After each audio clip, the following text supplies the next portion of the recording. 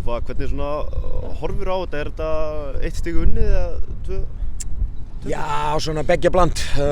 Mér finnst svona hörkuleikur, nummer 1, 2 og 3 og bara frábær leikur á öllum sviðum fótboltans og svona sýna hvar svona íslenska deildin komin í dag.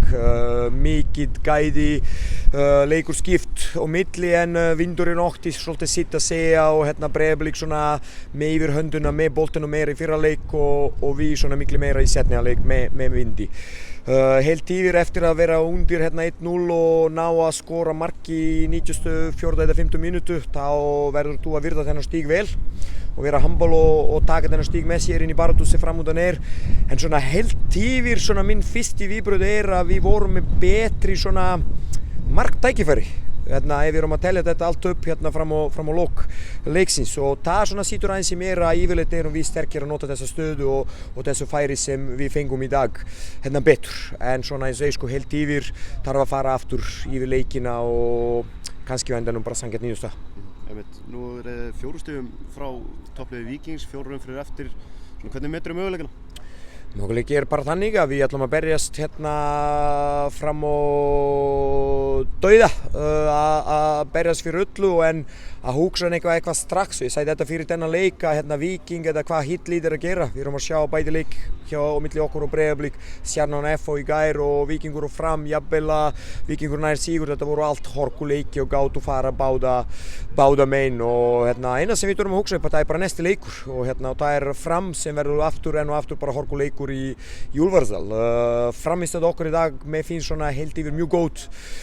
Miklu sterkari varnarlega sem var svona okkar aðal markmið eftir að búin að ströggla á þessum parta vallahelmings undanfarin leikjum og margt sem getur byggja á það sóknarlega eins og segir mér finnst svona fleiri en 20 skot á mark í dag ég veit ekki hvað mörg tækifæri, hvað mörg hotn og sem við erum yfirlega sterkir yfir þannig marg jákvæð og ég bara mjög ánur með liðið mitt í dag.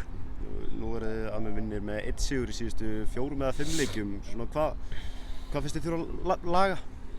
Við erum bara að halda áfram á þessari braut sem við búin að vera í kvöld og halda áfram að leggja vinnun á æfingasvæðinu sem við erum búin að gera undanfarin 2 vikur þegar við loksins fengum tíma að æfa og það sjást bæði í framistöðunni mútið Stjörnunni og miklu betur í dag og mikið spirit í liðinu, tvílíkur karakter utan jafnvel að við jafnum leikin í 95. mínútu þá vildum við halda áfram að ná þennan sigur í þessum mjög fá mínútum sem eftir eru og það gleði mig mikið utan liðið mitt bara hrós skilið fyrir allt sem við vorum að gera í ár en fengum svona skella missa svona lykilmenn á rosalega mikilum tímapunkti á tímabilinu og það eru miklu stærri lið í heiminum sem ná ekkert að lesa það en mér finnst hvernig búin að vera núna síðustu 2 leiki hjá okkur og sérstaklega í kvöld mikið uppleið og við bara haldum áfram. Ég hefur svo mikið trú á allt sem við erum að gera á mitt lið og mína leikmenn og það verður þannig fram á 27. október. Þú gerir markverðarbreytingu í liðsvalinu, ertu að stóla þá frekar á reynsluna í valinu á Ömma? Já, svona, þeir eru bara mismunandi típur af markmanni og eins og ég sagði áðan síðustu 4 leiki síðan Frederik var ekkert í markinu, við erum búin að fá 11 marka okkur í 4 leikjum sem algjörlega móti þessu sem við erum búin að gera allt sumar. En alls ekki að benda beint á Stefán sjálfa, og hann var með finnst líka á svona uppleið í þessum 4 leikjum. En við taldum í dag að liðið tar svona meira reynslu og svona öðruvísi típur sem svona meiri, hvernig segir svona stýrandi og bak við vörnina til að gefa kannski liðinu meiri ró, meiri svona sjálfströst í baráttunni sem framöndan og taldum að það var réttir tímapunktur í kvöld og ég var mjög ánægður með framistöðuna á mig í dag. Takk hérlega, Tófa. Takk fyrir.